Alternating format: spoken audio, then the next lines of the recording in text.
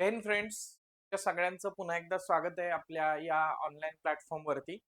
मागच्या सेशन मध्ये आपण साधारणतः आंतरराष्ट्रीय घडामोडी आणि राजकीय आणि घटनात्मक घडामोडी, त्याचबरोबर अजितदादा पवार यांची निधन वार्ता, तर याच्या अनुषंगानं डिटेल स्वरूपात चर्चा केलेली होती. तो या सेशन मध्ये आपण आर्थिक आणि सामाजिक विकास पासून पुढचे जे काही टॉपिक्स त्या ठिकाणी आहेत, तर त्याची डिस्कशन जे आहेत तर ते करूयात.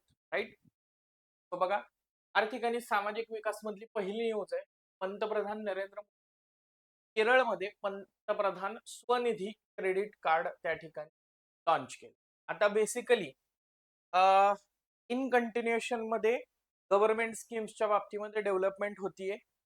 एखादी स्कीम ही लॉन्च केली जाते. कोविड-19 मध्ये जे स्ट्रीट व्हेंडर्स आहेत, ते पदपथारीवाले ज्यांना आपण म्हणतो, तर म्हणजे फुटपाथला वगैरे वेगवेगळ्या गोष्टी सेल करणारे, तर त्यांना थोडीशी सामाजिक सुरक्षा प्रदान करण्याच्या दृष्टिकोनातून, त्यांचं नुकसान टाळण्याच्या दृष्टिकोनातून सुरू केलेली योजना यशस्वी होते. त्याच्यानंतर पुढे जाऊन त्या योजनेमध्ये अजून थोडीशी रिफाइनमेंट केली जाते आणि आता पुढचा टप्पा त्यातला येतोय, तो म्हणजे त्याच्यात क्रेडिट कार्ड जे आहे तर त्याची सुविधा उपलब्ध केली आहे. सो टायटल मधून सर्वात महत्वाचं स्वनिधी, पंतप्रधान स्ट्रीट वेंडर्स आत्मनिर्भर निधी नावाची योजना आहे. स्वनिधी, त्याचा जर विचार केला, आता या स्वनिधीचं काय झालेलं आहे, क्रेडिट कार्ड त्या ठिकाणी लॉन्च त्या ठिकाणी करण्यात आलेलं आहे. कुठं लॉन्च करण्यात आलेलं आहे हो? केरळमध्ये त्या ठिकाणी लॉन्च करण्यात आले. असा प्रश्न विचारला जाऊ शकतो की पंतप्रधान स्वनिधी योजनेअंतर्गत क्रेडिट कार्ड खालीलपैकी कोणत्या ठिकाणी लॉन्च करण्यात आले? राईट.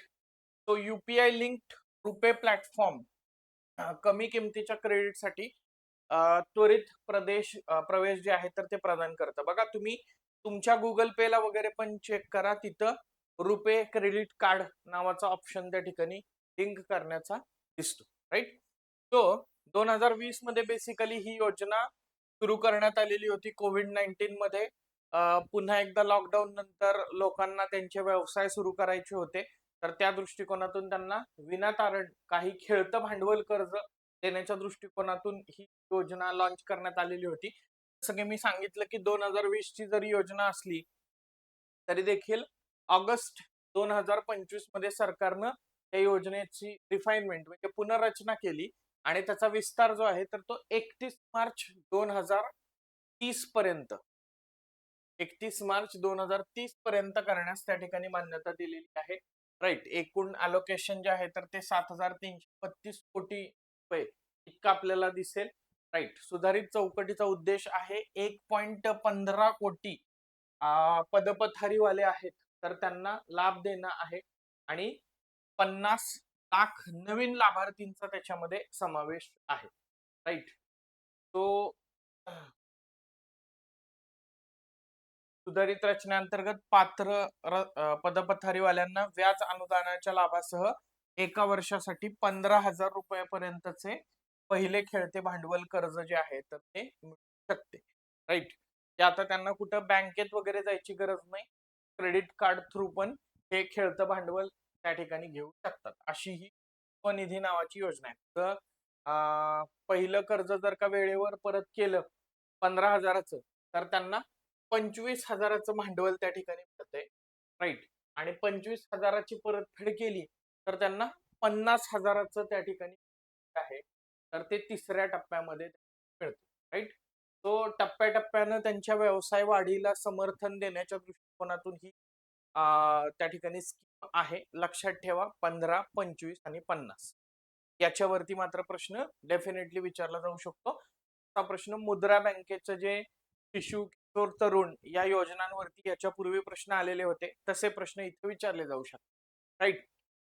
अतिरिक्त प्रोत्साहनामध्ये नियमित विक्रीवरती 1200 रुपयेपर्यंत आणि मोठ्या प्रमाणात खरेदीवरती 400 रुपयेपर्यंत कॅशबॅक समाविष्ट आहे.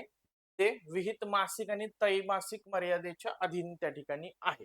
राईट. म्हणजे तुम्ही जर डिजिटल पेमेंटला वगैरे प्रोत्साहन देत असाल तर त्या केसमध्ये इथं तुम्हाला कॅशबॅक ऑफर जी आहे तर ती पण देण्यात आलेली आहे. त्याच्यानंतर बघा NPS फ्रेमवर्क आधुनिकीकरण करण्यासाठी PFRDA ने सार्ग समितीची स्थापना केली. अगेन तुम्हाला सगळ्यांनाच माहिती आहे, कोर्टाच्या किंवा राजकीय आणि घटनात्मक घडामोडीच्या अनुषंगाने ज्या समित्या असतात त्याही महत्वाच्या असतात. आणि त्याचबरोबर सर्वात महत्वाचं म्हणजे अशा ज्या इकॉनॉमी रिलेटेड समित्या असतात तर त्याही महत्वाच्या असतात. त्यांचे उद्देश त्या ठिकाणी काय आहेत किंवा त्या समितीचा अध्यक्ष कोण आहेत अशा स्वरूपात बऱ्याचदा प्रश्न विचारला जातोय. PFRDA म्हणजे pension fund regulatory development authority, right. तर त्यांनी काय केलेलं आहे, मॉर्गन अँड स्टॅनली हे माजी कंट्री हेड आणि मुख्य कार्यकारी अधिकारी नारायण रामचंद्रन, बघा नारायण रामचंद्रन यांच्या अध्यक्षतेखाली NPS अंतर्गत गुंतवणूक फ्रेमवर्कचा आढावा घेणं, शिफारस करणं आणि आधुनिकीकरण करणं यासाठी एक उच्चस्तरीय strategic asset allocation and risk governance सार्ग समिती स्थापन केली आहे. बरोबर, सार्ग चा फुल फॉर्म काय आहे, strategic asset allocation and risk governance. आणि ती कुणाच्या अध्यक्षतेखाली आहे, नारायण रामचंद्र. प्रश्न कसा विचारला जाऊ शकतो, खालीलपैकी कोणाच्या अध्यक्षतेखाली strategic asset allocation and risk governance समिती स्थापन करण्यात आली, पहिला प्रश्न. दुसरा प्रश्न त्या ठिकाणी काय असू शकतो की नारायण रामचंद्रन समितीचा उद्देश खालीलपैकी काय आहे, तर काय नॅशनल पेन्शन स्कीम अंतर्गत गुंतवणूक फ्रेमवर्कचा आढावा घेणं, शिफारस करणं आणि आधुनिकीकरण करण्यासाठी त्या ठिकाणी उच्चस्तरीय समिती म्हणून ही काम करते. तिसरा प्रश्न काय असू शकतो, तर याच्यामध्ये ही समिती खालीलपैकी कोणी गठीत केलेली आहे. आता जेव्हा समितीमध्ये किंवा जेव्हा त्या ऍक्रोनिम मध्ये strategic asset allocation and risk governance, asset allocation वगैरे त्या ठिकाणी येते, तर ह्याच्यामध्ये सेबी पण ते त्या ठिकाणी देऊ शकतात आणि सर्वात सेफ पर्याय त्यांच्यासाठी RBI पण त्या ठिकाणी असू शकतो आणि तुम्हाला फसवू शकतात. त्यामुळे लक्षात ठेवा, ही समिती सेबीची नाही, ही समिती RBI ची नाहीये, तर ही समिती कोणाची आहे, PFRDA pension fund regulatory development अथॉरिटीची त्या ठिकाणी आहे. तो विद्यमान NPS गुंतवणूक मार्गदर्शक तत्वांचा आढावा घेणं, त्याची तुलना जगामध्ये आघाडीच्या ज्या पेन्शन प्रणाली आहेत तर त्यांच्याशी करणं आणि मग त्याच्यानुसार त्याच्यात अजून काय सुधारणा करू शकतात त्याच्यामुळे ही NPS इकोसिस्टीम जी आहे किंवा पेन्शन इकोसिस्टीम जी आहे भारतामधली तर ती सुधारू शकते, तर त्याच्यासाठी शिफारस सादर करणं, तर हे या समितीचा त्या ठिकाणी उद्देश आपल्याला दिसेल, राईट. 10 सदस्यीय समिती आहे, त्याच्यामध्ये भांडवली बाजार, मालमत्ता व्यवस्थापन, सिक्युरिटीज कायद्यातले वेगवेगळे जे तज्ज्ञ आहेत तर त्यांचा समावेश आहे. त्याचबरोबर PFRD चे एक कार्यकारी संचालक सदस्य म्हणून समाविष्ट आहेत. त्याच्यामध्ये PFRDA चा जर का विचार केला तर 1 फेब्रुवारी 2014 ला PFRDA कायदा 2013 अंतर्गत एक वैधानिक प्राधिकरण म्हणून याची स्थापना करण्यात आली. त्याचे सध्याचे अध्यक्ष शिवसु ब्राह्मण्यम रमण किंवा S रमण त्या ठिकाणी आहेत. मुख्यालय नवी दिल्ली या ठिकाणी आहे, हेही लक्षात त्या ठिकाणी ठेवा, राईट. त्याच्यानंतर बघा एडिकॉन 2026 केंद्रीय ऊर्जा मंत्री मनोहर लाल यांच्या हस्ते एडिकॉन 2026 परिषदेचे उद्घाटन त्या ठिकाणी करण्यात आले. 21 आणि 22 जानेवारी 2026 रोजी नवी दिल्ली या ठिकाणी ही परिषद पार पडलेली दिसते. वीज वितरण कंपन्या, त्याला डिस्कॉम म्हटलं जातं ना, डिस्कॉम, तर त्यांना आर्थिक दृष्ट्या सक्षम करणं, मजबूत डिस्कॉम म्हणजे सुधारित सेवा आणि ग्राहक अभिमुखता, या उद्देशाने ही परिषद आयोजित करण्यात आलेली होती. इंडिया डिस्कॉम्स 2025 हा पहिला वार्षिक अहवाल, त्या अहवालामध्ये वीज वितरण क्षेत्रातील भविष्यातील वाटचालीचा आढावा घेण्यात आलेला आहे, तर तो इथं प्रकाशित करण्यात आला आणि उत्कृष्ट कामगिरीसाठी 9 राज्यातल्या 12 वीज वितरण कंपन्यांना पुरस्कार प्रदान करण्यात आले. याच्यामध्ये अनेक राज्य सहभागी झालेले होते, पर्टिक्युलरली महाराष्ट्र पण ह्याच्यात सहभागी झाले होतं. डिस्कॉम सक्षम असणं हे महत्वाचं आहे, कारण डिस्ट्रीब्युशन कंपनी जेवढ्या सक्षम असतील तेवढं वीज वितरण जे आहे तर ते इफेक्टिव्हली त्या ठिकाणी होईल, राईट. डिस्कॉम म्हणजे काय, हा एक शॉर्ट फॉर्म आहे. डिस म्हणजे डिस्ट्रीब्युशन, डिस्ट्रीब्युशन आणि कॉम म्हणजे कंपनी. तर या अनुषंगाने आपल्याला असं लक्षात येईल की साधारणतः 2015 मध्ये देखील केंद्र शासनानं उदय नावाची योजना चालू केलेली होती. उदय, त्याचा फुल फॉर्म आहे उज्ज्वल डिस्कॉम ऍश्युरन्स योजना.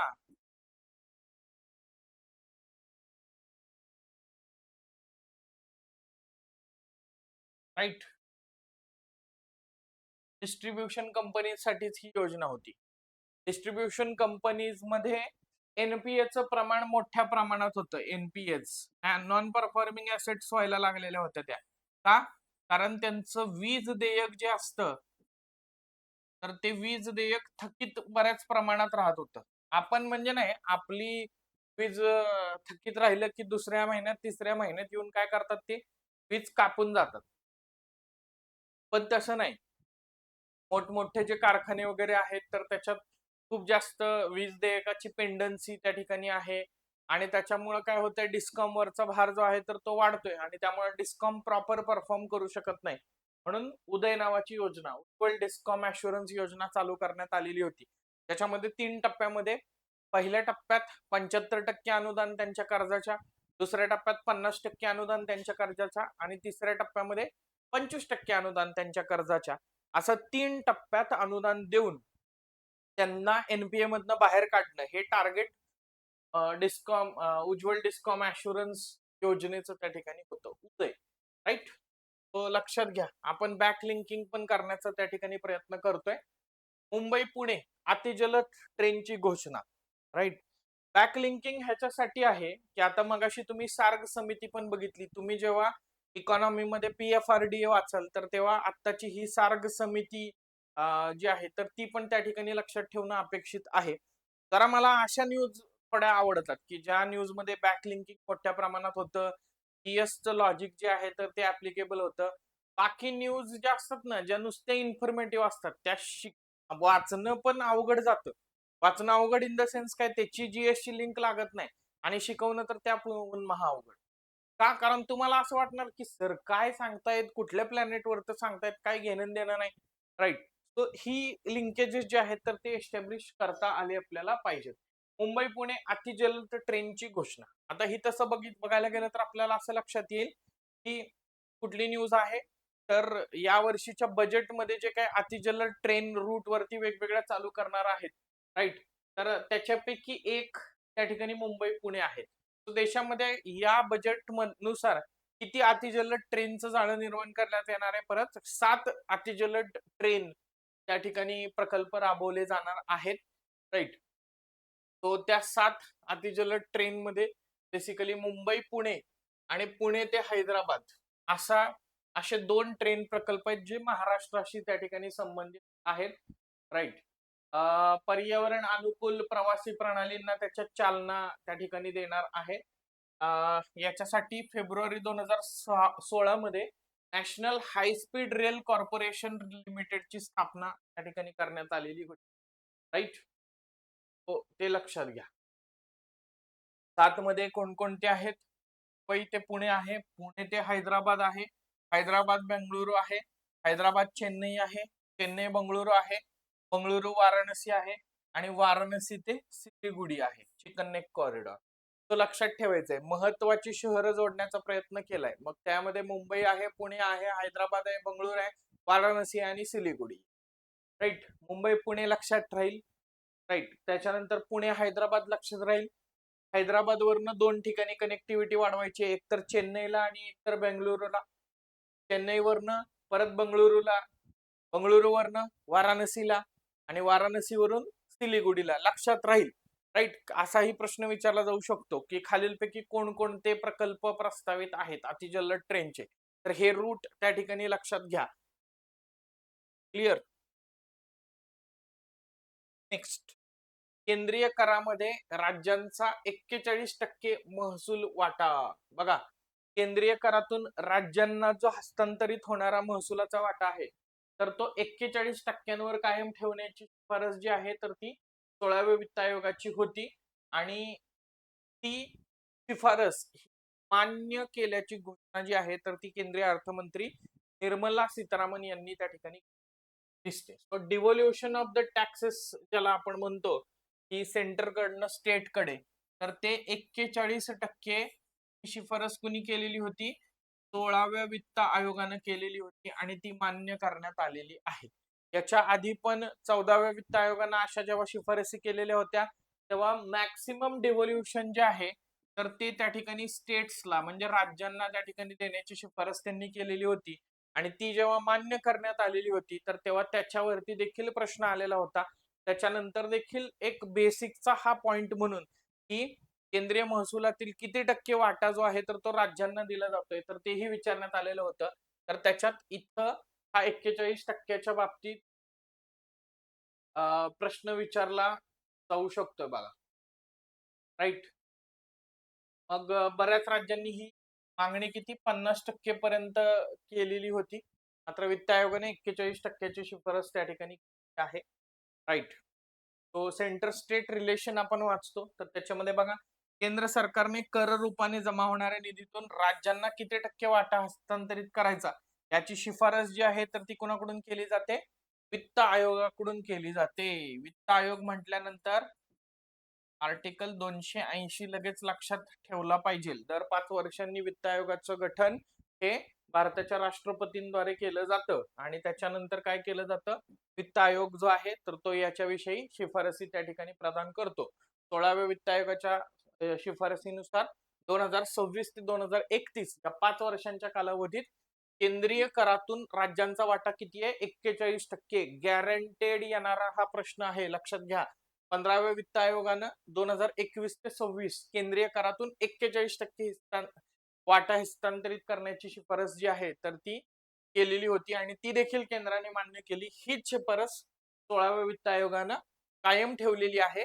मी ज्या 14व्या वित्त आयोगाचा तुम्हाला उल्लेख केला 2015 ते 20 32% वरून हा वाटा 42% त्या ठिकाणी केलेला होता. राईट. 15व्या वित्त आयोगानं तो 1% म्हणजे 41% कमी केलेला होता. पण इकडे 32 वरून 42 जेव्हा केला तेव्हा अनेक प्रश्न पीवायक्यूच्या स्वरूपात विचारण्यात आलेले होते. राईट. त्यानंतर बघा बँकिंग 2047 साठी उच्चस्तरीय समिती प्रस्तावित करण्यात आलेली आहे. राईट. म्हणजे आपण असं म्हणूयात की 2047 ला आपण सगळेच टार्गेट जे आहेत तर ते मर्ज करतोय विकसित भारतचे वगैरे. पण विकसित भारत हा काही फक्त मॅन्युफॅक्चरिंग न होणार नाही, हा काही फक्त सर्व्हिसेस न होणार नाही, हा काही फक्त ऍग्रिकल्चर न होणार नाही, तर त्याच्यात सगळे सेक्टर्स पाहिजेत आणि मेन म्हणजे तुमचं फायनान्स किंवा फायनान्शियल टेक्नॉलॉजी हे पण पाहिजे. म्हणजेच तुमचं बँकिंग सेक्टर जे आहे तर ते त्या ठिकाणी स्ट्रॉंग पाहिजे.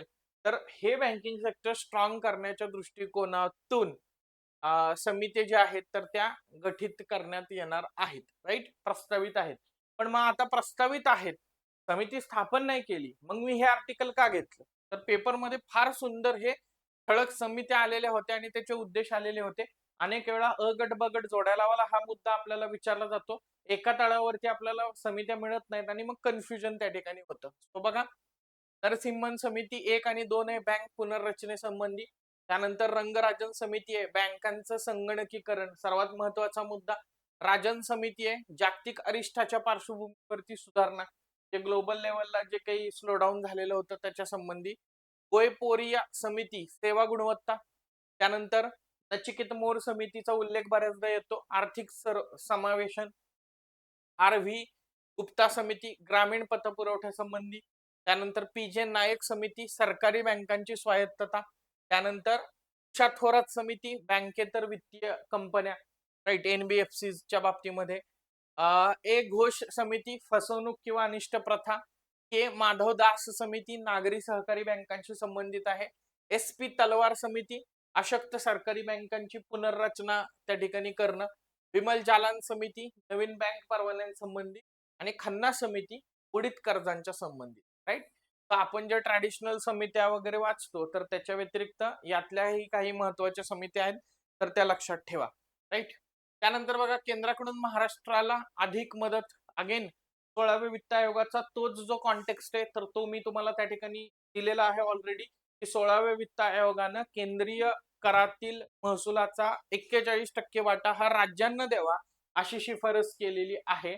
आणि या राज्यांना दिल्या जाणाऱ्या वाट्यांमध्ये सर्वाधिक वाटा जो आहे तर तो कुणाला त्या ठिकाणी मिळणार आहे? महाराष्ट्राला मिळणार आहे. राईट. रक्कम हस्तांतरित करत असताना सर्वाधिक वाटा म्हणण्यापेक्षा महाराष्ट्राला काहीतरी टायटलचा गोंधळ झालाय. राईट. पण रक्कम हस्तांतरित करत असताना बघा, लोकसंख्या, भौगोलिक आकारासह महत्वाचे काही निकष जे आहेत तर ते वापरले जातात. ह्याच्यात फॉरेस्ट कव्हर हाही एक निकष त्या ठिकाणी महत्वाचा आहे बघा. राईट. त्यानुसार यूपी, बिहार, एमपी यांना सर्वाधिक मदत त्या ठिकाणी मिळते आणि महाराष्ट्राला किती टक्के वाटा आहे? 6.64%, 44% वाटा मिळणार आहे. 15व्या वित्त आयोगाच्या शिफारसीनुसार तो किती मिळालेला होता? 6.32% ती मदत त्या ठिकाणी मिळालेली होती. तो त्याच्यात थोडीशी वाढ आपल्याला झाली म्हणून अधिक मदत असं आलेलं आहे, सर्वाधिक नाही. माझं ते वाचताना थोडीशी गफलत झाली. आता इथं काय लक्षात घ्यायचंय बघा, जेव्हा आपण फिस्कल फेडरलिझम म्हणतो किंवा जेव्हा आपण संघराज्य म्हणतो तर तेव्हा जरी महाराष्ट्र सर्वात जास्त वाटा किंवा सर्वात जास्त कंट्रीब्युशन टॅक्स मध्ये देत असला तरी देखील विकास हा इंडिया ऍज अ होलचा त्या ठिकाणी करायचा आहे. त्यामुळे कसं होतं, इथे इक्विटेबल डिस्ट्रीब्युशन त्या ठिकाणी केलं जातं की जी अशक्त राज्य आहेत तर त्यांना जास्त वाटा दिला जातो आणि जी सशक्त राज्य आहेत तर त्यांना तुलनेनं कमी वाटा, पण तरीही फेअर त्या ठिकाणी वाटा दिला जातो. म्हणून तुम्हाला असं लक्षात येईल की यूपी असेल, बिहार असेल, एमपी असेल तर त्यांना जास्त मदत त्या ठिकाणी मिळते. पण महाराष्ट्राचा वाटा जर का लक्षात घेतला केंद्रीय करातला तर हाही इथं प्रश्न तयार होऊ शकतो की महाराष्ट्राला किती टक्के वाटा आहे? 6.44. 6.32 होता, त्याच्यावरून 6.44 झालाय. राईट. आता इथं प्रश्न विचारला जात असताना दोन्ही गोष्टी एकाच वेळी लक्षात ठेवा. 16व्या वित्त आयोगाने केंद्रीय करातील किती टक्के वाटा राज्यांना द्यावा असं शिफारस केलेली आहे? 41%. आणि 16व्या वित्त आयोगानं महाराष्ट्राला किती टक्के वाटा केंद्रीय करातला दिलाय? 6.44. That's it. म्हणजे इथं प्रश्न त्या ठिकाणी आपल्याला विचारला जाऊ शकतो. बघा, क्वेश्चन कसे विचारले जातील हे पण लक्षात घेण्याचा प्रयत्न करा. त्यानंतर बघा, जागतिक पातळीवरती जे जागतिक क्षमता केंद्र आहे सीसी, तर ते भारतामध्ये बऱ्याच ठिकाणी एस्टॅब्लिश होते. तर बंगळुरू आणि त्याच्यानंतर आता पुण्याला त्याची पसंती जी आहे तर ती आलेली आहे बघा. बरेच एस्टॅब्लिश करायचे, बट स्टील कॅब बुकिंग साठी भारत टॅक्सी ही नवीन सुविधा जी आहे तर ती सुरू करण्यात आलेली आहे. देशातली पहिली टॅक्सी सेवा आहे. राईट. सहकार तत्वावरची, लक्षात ठेवायचं, देशातली सहकार तत्वावरची पहिली टॅक्सी सेवा आहे भारत टॅक्सी. मग सहकार तत्वावरती आहे म्हणल्यानंतर ह्याचं उद्घाटन कोणी केलेलं असणार?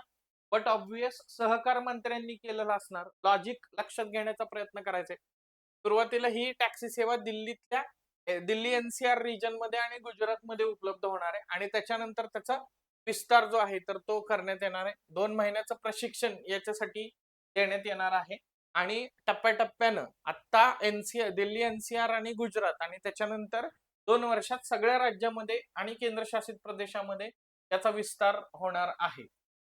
राईट. ग्राहक या सेवेद्वारे कार, रिक्षा, दुचाकी यांची नोंदणी करू शकणार आहेत. Multi state cooperative societies act 2002 चा आहे.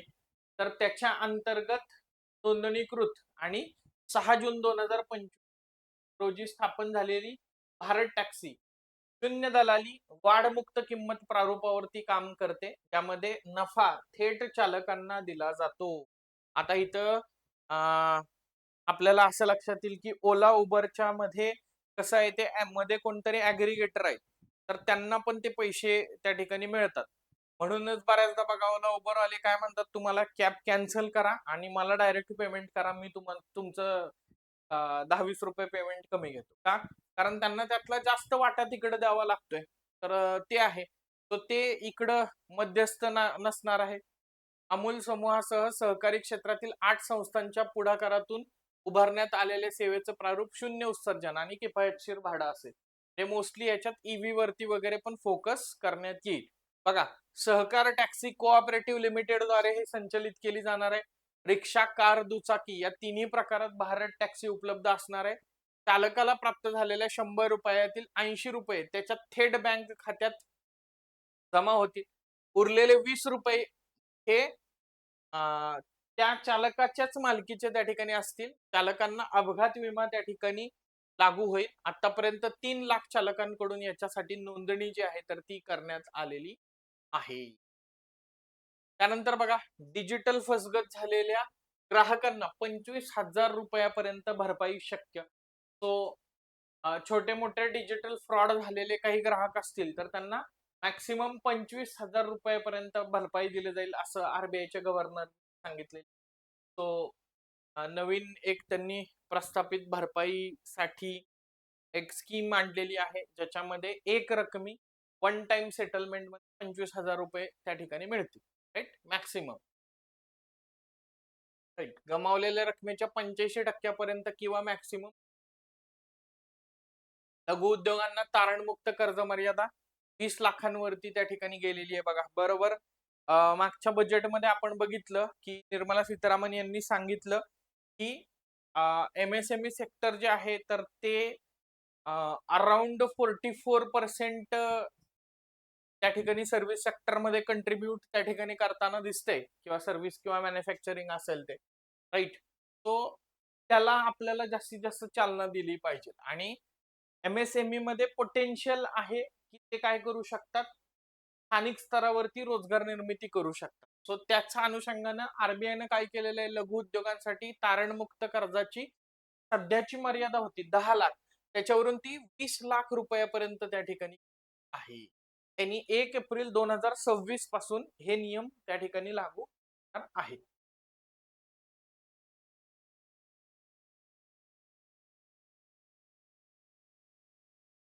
त्यानंतर बघा, सहकारी संस्थांचा स्टार्टअप रचनेत त्या ठिकाणी समावेश होणार आहे. त्याच्यासाठी स्टार्टअप बाबतीत सुधारणा करण्यात येणार. आकृती केंद्र EARC जे आहे मुंबई आणि सावित्रीबाई फुले पुणे विद्यापीठ यांच्या वतीनं तंत्रज्ञान नवोपक्रम आणि उद्योजकतेला चालना देणारा आकृती केंद्र स्थापन करण्यात येणार. तो इनोव्हेशनला, त्याच्यानंतर एंटरप्रेनरशिपला वगैरे वगैरे याच्यामध्ये प्रोत्साहन दिलं जाणार. जीडीपीचा वृद्धी दर 6.4% राहील असा अंदाज मूडीजनं वर्तवलेला आहे. आता हे कंटिन्युअसली अंदाज वगैरे बदलत असतात, पण साधारणपणे आपल्याला हे का माहित पाहिजे, स्टँडर्ड अँड पुअर, मूडीज असेल, आरबीआय असेल, SBI असेल, त्याच्यानंतर IMF असेल, वर्ल्ड बँक असेल, तर हे जे महत्वाचे आहेत संस्था की ज्यांनी काहीतरी अंदाज व्यक्त केलाय, तर किंवा वर्ल्ड इकॉनॉमिक फोरम असेल, तर ते अंदाज महत्वाचे ठरतात. शेतकरी आत्महत्या रोखण्यासाठी कृती दल हेही महत्वाचं आहे. राज्यातल्या शेतकरी आत्महत्या थांबण्यासाठी विभागाचे संचालक रफिक नाईकवडी यांच्या अध्यक्षतेखाली 8 सदस्य दल गठीत करण्यात आलेलं त्या ठिकाणी आहे.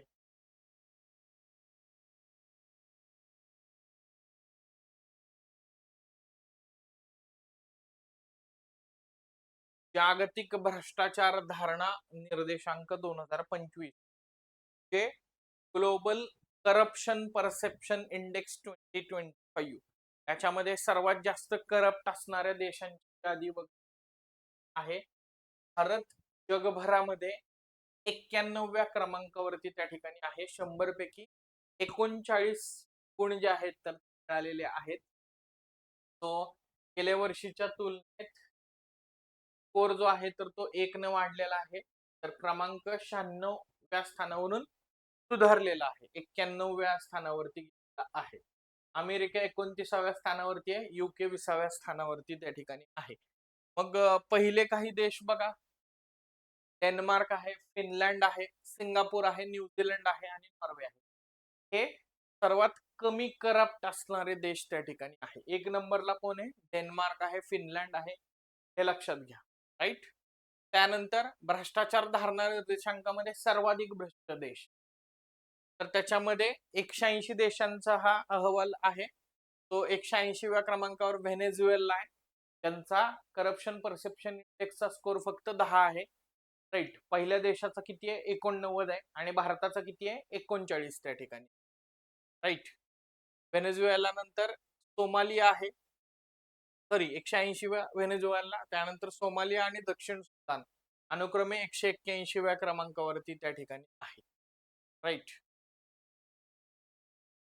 चलो, आता पुढचा मुद्दा आहे शिक्षण नावाचा. किती पण पटपट घ्यायचं म्हटलं तरी आपला थोडा थोडा वेळ त्या ठिकाणी जातोय.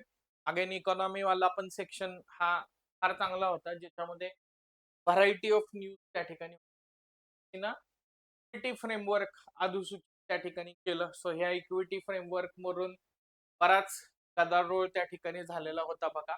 राईट. त्या अधिसूचित तर बघा, सर्व विद्यापीठ आणि महाविद्यालयांना भेदभावाच्या तक्रारींची चौकशी करण्यासाठी आणि इक्वॅलिटी आणि इन्क्लुजन यांना प्रोत्साहन देण्यासाठी समान संधी केंद्र, इक्वल अपॉर्च्युनिटी सेंटर्स आणि कॅम्पस स्तरीय समित्या स्थापन करणं याच्यानुसार बंधनकारक त्या ठिकाणी आहे. तो जात आधारित किंवा धर्म आधारित भेदभाव जो आहे तर तो मोठ्या प्रमाणात होतोय असं काही प्रकरणातून उघडकीस आलं, आणि त्याच्यामुळं विद्यमान एक्झिस्टिंग असणारी यंत्रणा जी आहे तर ती त्याच्यासाठी सफिशियंट नाही असं देखील लक्षात आलेलं दिसतं, आणि त्यामुळं हे काही गोष्टी ज्या आहेत तर त्या केलेल्या दिसतात.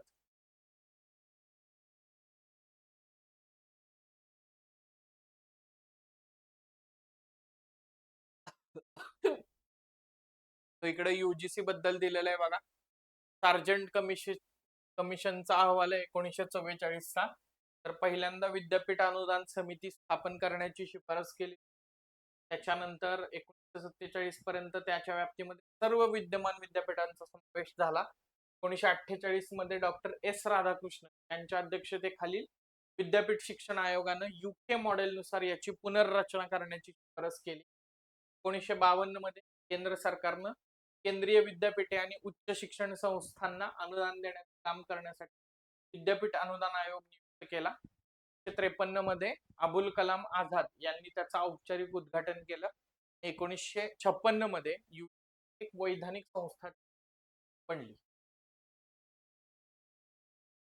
त्यानंतर बघा, डिजी लॉकर नॅड पोर्टलवर विद्यार्थ्यांची शैक्षणिक कामगिरी जतन करण्याच्या उपक्रमामध्ये सावित्रीबाई फुले पुणे विद्यापीठ जे आहे तर ते भारतामध्ये 4थ्या क्रमांकावरती त्या ठिकाणी आहे. हे लक्षात ठेवा. बऱ्याचदा काय केलं जातं, महाराष्ट्रातलं कुठलं विद्यापीठ भारतामध्ये आघाडीवरती आहे तर ते विचारलं जातं. लक्षात ठेवा.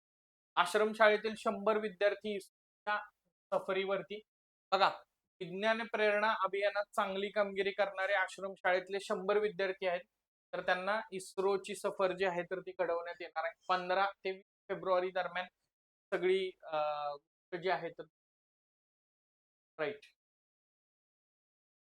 आणि 10वीच्या विद्यार्थ्यांना 50 विद्यार्थी आणि 50 विद्यार्थिनी.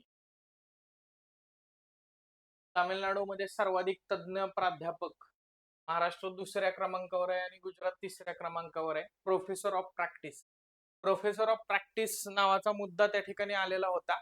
राईट. न्यू एज्युकेशन पॉलिसीमध्ये प्रोफेसर ऑफ प्रॅक्टिस म्हणजे काय, आता माझ्याकडे स्पेसिफिक अशी डिग्री नाहीये प्राध्यापक म्हणून शिकवण्यासाठी, बट माझ्याकडे त्या फील्ड मधला एक्सपिरियन्स आहे साधारणतः 15 वर्षाचा. तर मी काय करेन, डायरेक्टली त्या एक्सपिरियन्सच्या बेसिसवरती मला कुठली तरी एज्युकेशनल इन्स्टिट्यूट हायर करेल आणि 2 वर्षाच्या करारासाठी ही एज्युकेशनल इन्स्टिट्यूट माझा जो पगार आहे तर तो त्या ठिकाणी देईल आणि तिथं मी टीचिंगसाठी येईल. याला म्हटलं जातं प्रोफेसर ऑफ प्रॅक्टिस. ते फॉर एक्झाम्पल मी एमबीए केलेलं आहे आणि मला मॅनेजमेंटचा 15 वर्षाचा अनुभव आहे. पण मी एमबीए केल्यानंतर मी नेट किंवा सेटची एक्झाम दिलेली आहे का, नाही दिलेली. बट कारण की मला ऑन जॉब त्या ठिकाणी एक्सपिरियन्स आहे, त्यामुळं मी काय करेन,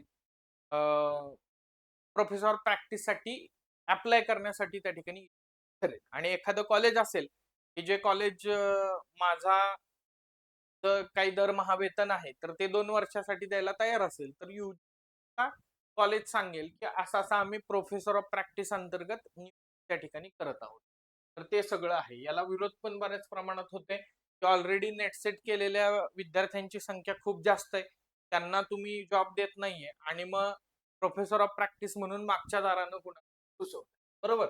त्यामुळे त्याचे प्रोज अँड कॉन्स दोन्ही साईडचे मुद्दे त्या ठिकाणी आहेत. 10वीची पहिली बोर्ड परीक्षा विद्यार्थ्यांना अनिवार्य राईट.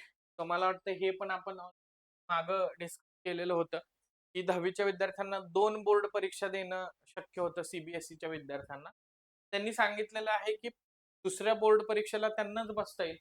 ते पहिल्या बोर्ड परीक्षेला बसलेले होते. राज्यातल्या 429 शाळांना अ श्रेणी पाहिलेलं होतं. ITIच्या विद्यार्थ्यांना स्थापनाचे धडे दिले जाणार आहेत. त्यानंतर बघा, नमामि गंगेच्या धर्तीवरती नदी स्वच्छतेसाठी नमामि मुळा मुठा अशी योजना त्या ठिकाणी आखण्यात येणार आहे. भारतात 2 नवीन रामसर स्थळं आलेली आहेत. रामसर कन्व्हेन्शन ऑन वेटलँड मला सगळ्यांना माहित असेल, 1971चा हा कायदा आहे. तो पाणथळ प्रदेशांच्या संवर्धन आणि त्याचा धोरणी वापर किंवा ज्याला आपण म्हणतो ना वाईज यूज, तर त्याच्यासाठी त्या ठिकाणी हा करार पर्टिक्युलरली आहे. राईट. सो इकडे पाटणा पक्षी अभयारण्य कुठलं आहे? हे उत्तर प्रदेश मधलं आहे, एटा या ठिकाणचं. आणि गुजरात मधल्या कच्छ मधलं हरिधांड यांना रामसर कन्व्हेन्शन ऑन वेटलँड अंतर्गत पाणथळ प्रदेश म्हणून नियुक्त करण्यात आलेला आहे. आता पाणथळ प्रदेशांची संख्या भारतामध्ये किती झालेली आहे? 98 त्या ठिकाणी झालेली आहे. राईट.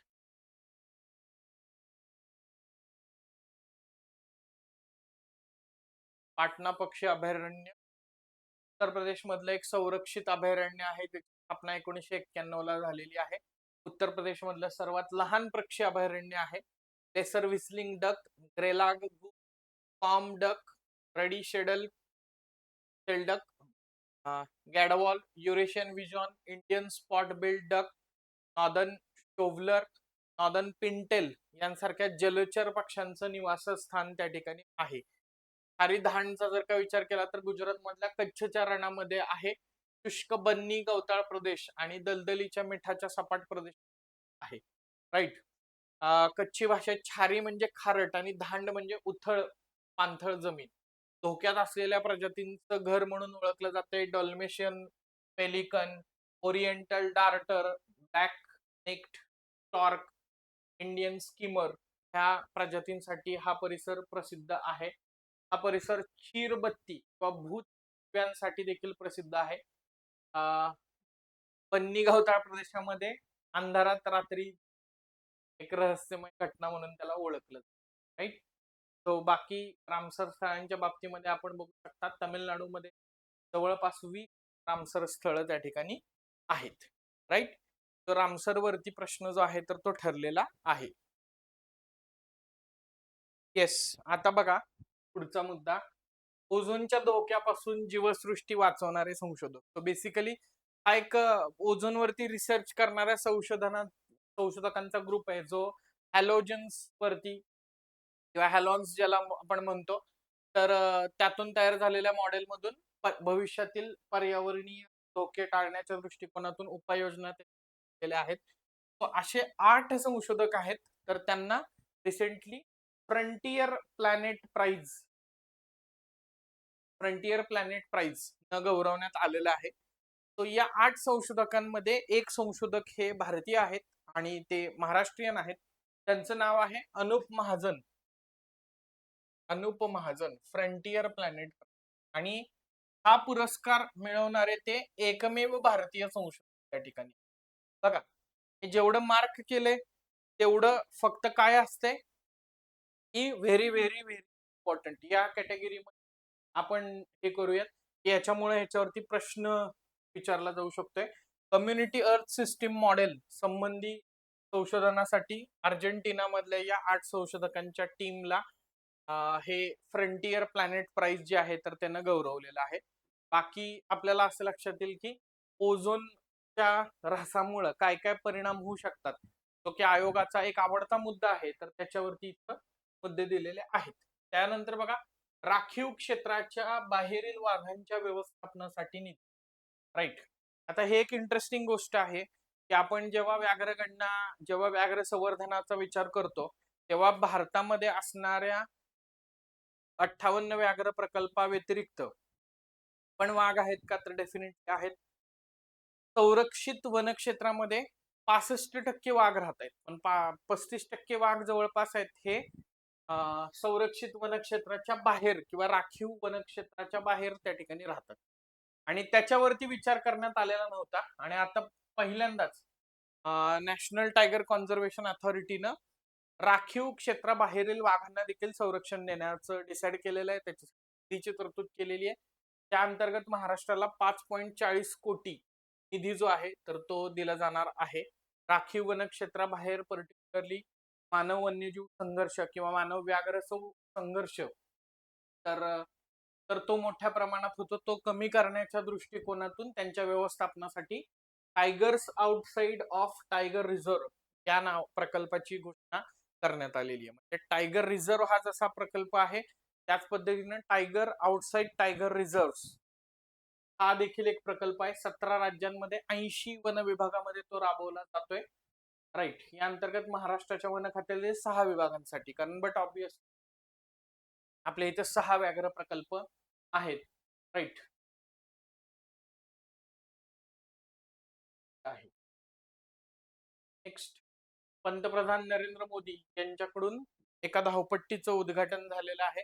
आसाममध्ये राष्ट्रीय महामार्गावरती हवाई धावपट्टी उभी निर्माण करण्यात आलेली, आणि त्याच्यावरती ते विमानाचं लँडिंग करण्यात आलं, आणि हवाई दलाच्या विमानानं तिथं लँड झाले पंतप्रधान नरेंद्र मोदी.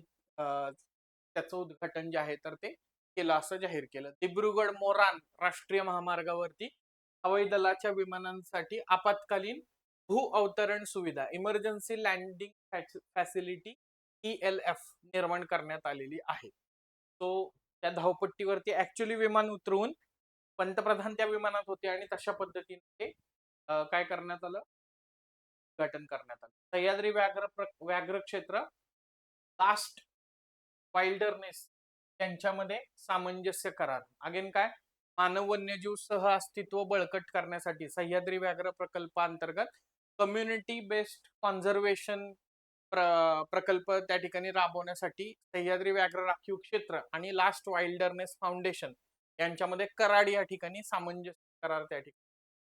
तो लोकल कम्युनिटी आहे त्यांच्यामध्ये अवेअरनेस जनरेट करणं, त्यांचं कपॅसिटी बिल्डिंग करणं, त्यांना संवर्धनामध्ये समाविष्ट करून घेणं, आणि त्या योगे मानव वन्यजीव संघर्ष कमी करणं, त्याचबरोबर त्यांना उपजीविकेच्या सुविधा उपलब्ध करून देणं, या सगळ्या गोष्टींचा याच्यामध्ये समावेश आहे. सो स्थानिक पातळीवरच्या लोकांना संरक्षणामध्ये समाविष्ट करून घेणं या करारांतर्गत.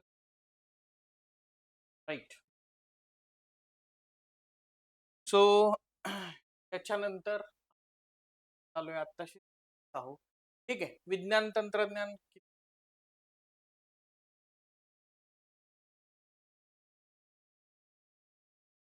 तंत्रज्ञान आपण कंप्लीट करूयात, आणि मग त्याच्यानंतर वाटलंच तर पुढच्या टप्प्यामध्ये आपण डिस्कस करूयात वाटलं. राईट. बघा, 27 वर्षांच्या सेवेनंतर सुनीता विल्यम्स नासामधून. अगेन मोस्ट इम्पॉर्टंट आहे, याच्यामध्ये प्रश्न विचारले जाऊ शकतील आपल्याला. राईट. चर्चित व्यक्ती निवड नियुक्त. बघा, 27 डिसेंबर 2025 रोजी नासामधून निवृत्ती त्यांनी त्या ठिकाणी केली आहे. राईट. नासानं याची घोषणा 21 जानेवारी 2026 ला केलेली आहे. बघा, इंटरनॅशनल स्पेस स्टेशन जे आहे तर तिथं 3 मोहिमांवर सुनीता विल्यम्स यांनी केलं होतं, आणि अंतराळामध्ये टोटल 608 दिवस त्यांनी वास्तव्य केलेलं होतं. नासाच्या कुठल्याही अंतराळवीरांनी वास्तव्य करण्याच्या बाबतीमध्ये दुसऱ्या क्रमांकाचा सर्वाधिक वेळ त्या ठिकाणी आहे, आणि एकूण 62 तासांपेक्षा जास्त वेळ स्पेस वॉक त्यांनी केलेला आहे. टोटल 9 वेळा त्यांनी स्पेस वॉक केलेला आहे, जो कोणत्याही महिलेने केलेला सर्वाधिक स्पेस वॉक त्या ठिकाणी आहे. त्याचबरोबर आंतरराष्ट्रीय मॅरेथॉन धावणाऱ्या त्या पहिल्या व्यक्ती आहेत. पहिल्या व्यक्ती लक्षात घ्या, पहिल्या महिला त्या ठिकाणी लक्षात घ्या. म्हणजे उदाहरणार्थ सर्वात जास्त अवकाश मोहिमांवरती उड्डाण त्याच्या बाबतीत 608 दिवस आहेत. त्याच्यानंतर दुसऱ्या क्रमांकाचा हा सर्वाधिक वेळ आहे. 62 तासांपेक्षा जास्त वेळ 9 वेळा स्पेस वॉक केलेला आहे. तो कोणत्याही महिलेनं स्पेसवॉक केल्याच्या बाबतीमध्ये सर्वाधिक आहे. अंतराळात मॅरेथॉन धावणाऱ्या त्या पहिल्या व्यक्ती त्या ठिकाणी आहेत. जून 1998 मध्ये नासानं सुनीता विल्यम्स यांची अंतराळवीर म्हणून निवड त्या ठिकाणी केलेली होती. भारतीय वंशाच्या सुनीता विल्यम्स यांनी 2006 मध्ये पहिल्यांदा स्पेस शटल डिस्कव्हरी मधून उड्डाण केलेलं होतं आणि नंतर एक्सपिडिशन 33 दरम्यान ISS चे कमांडर म्हणून देखील त्यांनी काम पाहिलेलं होतं इंटरनॅशनल स्पेस स्टेशनचं. सर्वात अलीकडचं मिशन जर का बघितलं तर 2024 मध्ये बोईंग स्टारलाइनर आणि स्पेस एक्स Crew 9 हे होतं, जिथं त्यांनी एक्सपिडिशन 72 चं नेतृत्व केलेलं होतं. त्यामुळं त्यावेळी अशा प्रकारचं नेतृत्व करणाऱ्या त्या दुसऱ्या महिला बनलेल्या होत्या. निवृत्त अमेरिकन नौदल कॅप्टन असलेल्या या महिलेने हेलिकॉप्टर फिक्स्ड विंग विमानांमध्ये 4000 तासांहून अधिक तास उड्डाण केलेलं आहे. मानवी अंतराळ उड्डाणातील प्रणेते म्हणून नासानं त्यांचं कौतुक देखील केलेलं त्या ठिकाणी आहे. भारताच्या बाबतीमध्ये जर का विचार केला तर त्यांच्या वडिलांचा जन्म गुजरात मधल्या मेहसाणा जिल्ह्यामध्ये झाला होता बघा आणि नंतर ते कुटुंब अमेरिकेमध्ये स्थायिक झालं. सुनीता विल्यम्स 1987 मध्ये US नेव्ही मध्ये एन्साईन म्हणून त्यांनी युक्त झाल्या. नेव्हल कोस्टल सिस्टीम कमांड मध्ये त्यांनी आपली सेवा दिलेली होती. नेव्हल एव्हिएशन ट्रेनिंग कमांड मध्ये त्यांनी पायलट म्हणून वगैरे पण काम नौदलामध्ये वैमानिक काम केलेलं आहे. सुधारित माहिती तंत्रज्ञान नियमांना केंद्र सरकारनं मंजुरी दिलेली आहे. काय हे सुधारित माहिती तंत्रज्ञान नियम? बघा, एआयच्या साह्यानं तयार केले जाणारे फोटो आणि व्हिडिओ यावर तसा उल्लेख करणे बंधनकारक आहे. मला आजकाल लक्षात येत असेल, न्यूज चॅनल बघा किंवा न्यूज पेपर बघा, राईट, तर त्याच्यावरती एआय द्वारे निर्मित असं येतंय किंवा एआय जनरेटेड पिक्चर किंवा एआय जनरेटेड ॲनिमेटेड व्हिडिओ असं काय काय काय काय येतं. बऱ्याचदा सीन रिक्रिएट वगैरे केला जातो ना. उदाहरणार्थ अजित पवार यांचा अपघात झाला तर त्या अपघाताची जे त्यांनी अपघात कसा झाला असावा याच्याबाबत संभाव्य जे काही एआय जनरेटेड विमानाचं त्या अपघाताची दृश्य दाखवली तर त्याच्यात पण तिथं खाली तुम्हाला सारखं सारखं एआय जनरेटेड त्या ठिकाणी ते का आत्ता यायला लागलंय एआय जनरेटेड? कारण सुधारित माहिती तंत्रज्ञान नियमांनुसार केंद्र सरकारनं तशी सक्ती त्या ठिकाणी. त्याच्यानंतरचा पुढचा मुद्दा काय आहे? अश्लील किंवा आक्षेपार्ह जर का बेकायदा मजकूर जो आहे तर तो हटवण्याची मुदत जी आहे तर ती 36 वरून 3 तासांपर्यंत कमी करण्याची तरतूद जी आहे तर ती करण्यात आलेली आहे. त्याआधी अश्लील किंवा आक्षेपार्ह किंवा बेकायदेशीर मजकूर 36 तासामध्ये हटवणं बंधनकारक होतं. आता तो 3 तासांमध्ये हटवला पाहिजे. 20 फेब्रुवारी पासून नियम जे आहेत तर ते लागू झालेले आहेत. समाज माध्यमांवरती कृत्रिम बुद्धिमत्तेचा वापर करून पसरवले जाणारे अश्लील बनावट दिशाभूल करणारे फोटो किंवा व्हिडिओ ज्याला डीप फेक म्हटलं जातं ना, राईट, आणि या डीप फेकच्या बाबतीमध्ये आपण अनेकदा चर्चा केलेली आहे. याच्यासाठी ब्रँड अँबॅसिडर म्हणून कुणाला नेमलेलं आहे? रश्मिका मानधनाला नेमलेलं त्या ठिकाणी आहे. का? कारण त्याच बाबतीतला डीप फेक फोटोज व्हिडिओ जे आहेत तर ते व्हायरल त्या ठिकाणी झालेले होते. इव्हन दॅट तुम्हाला असं लक्षात येईल की सोशल मीडियावरती पंतप्रधान नरेंद्र मोदी यांचे पण असे डीप फेक व्हिडिओ जे आहेत किंवा फोटोज जे आहेत तर ते व्हायरल झालेले दिसतात. पंतप्रधान नरेंद्र मोदी यांनी अनेकदा याच्याबद्दल उल्लेख पण केलेला आहे, राईट. नव्या नियमांच्या अंमलबजावणीसाठी 20 फेब्रुवारी पासून हे होईल. तर मिनिस्ट्री ऑफ इलेक्ट्रॉनिक्स अँड आयटीनं अधिसूचित सांगितलेलं आहे. कंपन्यांनी युजरना दर 3 महिन्यांनी समाज माध्यम प्लॅटफॉर्मचे नियम आणि कायद्याचे उल्लंघन केल्यास होणाऱ्या शिक्षेबाबत इशारा द्यावा लागणार आहे. ते थोडक्यात जे आपल्याला कॉन्टेंटचे वगैरे मेसेजेस पॉपअप होतात ना तर त्या पद्धतीनं दर 3 महिन्याला ह्याच्याबाबतची शिक्षा वगैरे काय आहे तर ते सांगितलं पाहिजे. येस.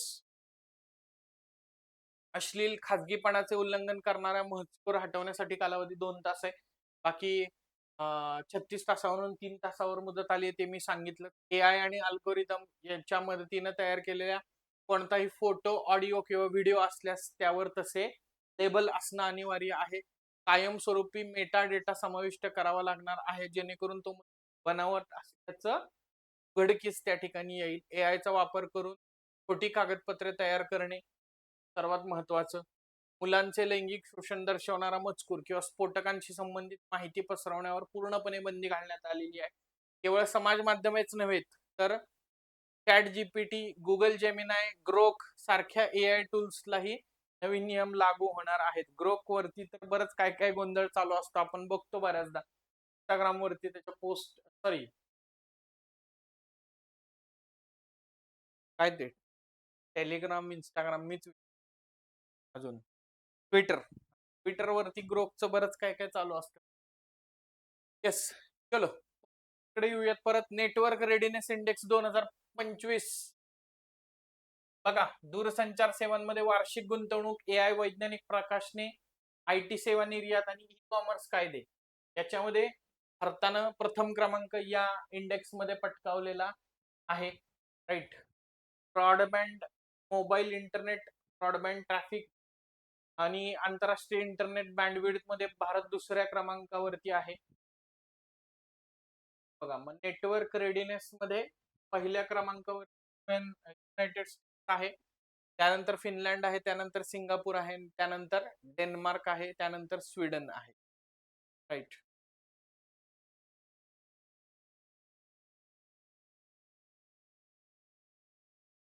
चलो, तो पुढचा मुद्दा बघा. संरक्षण आणि सुरक्षा exercise Topchi 2026 Devlali field firing range मधल्या स्कूल ऑफ आर्टिलरी या ठिकाणी 21 जानेवारी 2026 मध्ये रेजिमेंट ऑफ आर्टिलरीचा प्रमुख वार्षिक गोळीबार प्रात्यक्षिक सराव एक्सरसाइज तोपची जो आहे तर तो त्या ठिकाणी पार पडलेला आहे. तनुभान सर्वश्रेष्ठ कॅडेट त्या ठिकाणी ठरलेली आहे. प्रजासत्ताक दिनाच्या संचलनाची जी परेड होती तर त्या परेडमध्ये एनसीसीच्या रॅलीमध्ये महाराष्ट्राची तनुभान जी आहे तर ती सर्वोत्कृष्ट त्या ठिकाणी कॅडेट ठरलेली आहे. महाराष्ट्र संचालनालय महाराष्ट्र डायरेक्टरेटची junior under officer Tanubhan army wing मध्ये देशातली सर्वश्रेष्ठ कॅडेट म्हणून बहुमान मिळालेला आहे. पंतप्रधान नरेंद्र मोदी यांच्या हस्ते त्यांना सुवर्ण पदक जे आहे आणि मानाची केन त्या ठिकाणी देण्यात आलेली आहे. राईट. हो, नेक्स्ट. ऑपरेशन शस्त्र. दिल्ली पोलिसांनी शस्त्रांसह फोटो शेअर करणाऱ्या आणि ऑनलाईन सोशल मीडिया प्लॅटफॉर्म वरती आक्षेपार्ह भाषा वापरणाऱ्या व्यक्तींना लक्ष करण्यासाठी ऑपरेशन शस्त्र सुरू केलं. तलवार किंवा अजून काही शस्त्र बिस्त्र दाखवून जे फोटो बिटो काढतात का नाही, राईट. महाराष्ट्रामध्ये असं पुणे पिंपरी चिंचवड मध्ये कोयता गँगच्या बाबतीमध्ये होतं. तर त्याच्यासाठी ऑपरेशन शस्त्र नावाचं ऑपरेशन हे कुणी चालू केलेलं आहे? दिल्ली पोलिसांनी चालू केलं. राईट. दिल्ली पुरतं मर्यादित आहे, अर्थात मी फक्त कंटेम्पररी आपला महाराष्ट्राचा कॉन्टेक्स्ट तुम्हाला सांगितलं. भारतीय सैन्याच्या प्रमुख कारवाया या अनुषंगाने दिलेल्या आहेत बघा. ऑपरेशन महादेव लक्षात ठेवायचंय, त्यानंतर ऑपरेशन सिंदूर, ऑपरेशन कॅक्टस आहे, operation Rajiv, operation Pawan, operation Vijay, operation Talwar, त्यानंतर operation black tornado. Right. So अगड बगड जोड्या लावायला विचारलं जाऊ शकतंय. अग्नी 3 या बॅलिस्टिक क्षेपणास्त्राची पुन्हा एकदा यशस्वी चाचणी करण्यात आलेली आहे बघा. ओडिशा या ठिकाणाहून. अग्नी 3 चा जर का विचार केला तर इंटरकॉन्टिनेंटल मध्यम श्रेणीचं IRBM म्हणजे इंटरकॉन्टिनेंटल बॅलिस्टिक मिसाईल आहे, सॉरी IRBM आहे, मध्यम श्रेणीचं बॅलिस्टिक क्षेपणास्त्र. 3000 ते 3500 किलोमीटर इतकी रेंज त्या ठिकाणी आहे. 200 ते 300 किलोचं वॉरहेड जे आहे तर ते त्याची क्षमता आहे. 1500 किलोग्रॅम पेलोड नेण्यास त्या ठिकाणी 16.7 मीटर लांबी आहे, 2 मीटर व्यास आहे. प्रक्षेपण वजन जे आहे तर ते 48,300 ग्रॅम त्या ठिकाणी. बडी स्क्वाडन संयुक्त युद्ध सराव 9 ते 13 फेब्रुवारी 2026 दरम्यान ओसान एअरबेसवर हा युद्ध सराव जो आहे तर तो पार पडलाय. बडी स्क्वाडन दक्षिण कोरिया आणि अमेरिकन सैन्यामध्ये आलटून पालटून हा युद्ध सराव आयोजित. राफेल खरेदीला मंजुरी देण्यात आलेली आहे बघा. सो अगेन ही एक महत्वाची न्यूज आहे. याच्या आधी पण राफेल बद्दल MPSC ने प्रश्न विचारलेले. हवाई दलास 114 राफेल विमान खरेदी संबंधी त्या ठिकाणी मंजुरी जी आहे तर केलेली आहे. फ्रान्स बरोबर याच्यासाठी करार झालेला आहे.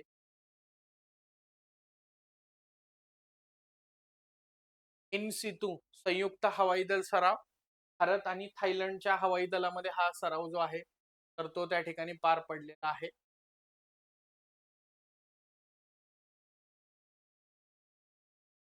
इन सितू म्हणजे काय? प्रशिक्षण म्हणजे प्रशिक्षण सराव, जिथं लष्करी दल एका वेगळ्या किंवा सिम्युलेटेड वातावरणाऐवजी प्रत्यक्ष मोहिमेच्या ठिकाणी किंवा वास्तविक परिस्थितीत जाऊन येतात. म्हणजे आता बऱ्याचदा आपण हे बघतो की पुण्यामध्ये औंध मिलिटरी स्टेशन या ठिकाणी युद्ध सराव पूर्ण तो कंप्लीट केला.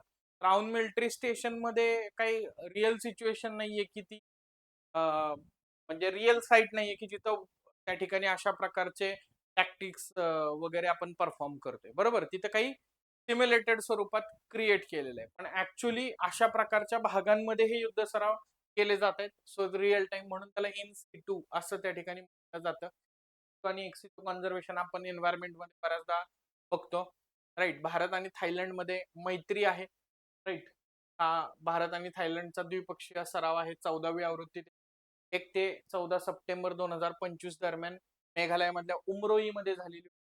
सियाम भारत देखील एक युद्ध सराव आहे. रॉयल थाय हवाई दल आणि भारतीय हवाई दल यांच्यामधला भारत थायलंड समन्वित गस्त आहे नौदलाची. इंडो थाय कॉर्पॅट कोऑपरेटेड पेट्रोल असं त्याचा फुल फॉर्म आहे. कॉर्बॅट 39वा सराव जो आहे तर तो जून 2025 मध्ये अंदमान निकोबार श्रीविजयापुरम, राईट. पोर्ट ब्लेअरचं बदललेलं नाव श्रीविजयापुरम आहे, हे आपल्याला सगळ्यांना माहिती. भारतात हॅमर शस्त्र प्रणालीसाठी एल सफ्रान जेव्ही त्या ठिकाणी मान्यता. भारत इलेक्ट्रॉनिक्स लिमिटेड आणि सफ्रान यांचं जॉईंट व्हेंचर म्हणजे संयुक्त उपक्रम याला मान्यता दिलेली आहे. आपल्याला विचारलं जाऊ शकते सफ्रान ही कुठल्या देशाची कंपनी, तर सफ्रान ही फ्रान्स या देशाची आहे. राईट. हॅमर काय आहे तर सफ्रान इलेक्ट्रॉनिक्स आणि डिफेन्स कंपनीनं डेव्हलप केलेलं हे मार्गदर्शित हवेतून जमिनीवर मारा करणारे शस्त्र आहे. स्ट्राईक रेंज 70 किलोमीटर पर्यंत आहे. त्यामुळे शत्रूच्या हवाई संरक्षण क्षेत्राबाहेरून हल्ला करणं शक्य होतं. म्हणजे आपण LOC क्रॉस न करता पण थोडक्यात टेररिस्ट कॅम्प उद्ध्वस्त करू असं फक्त लक्षात ठेवा. राईट. आता आरोग्य पोषण आहार नावाचा मुद्दा आहे.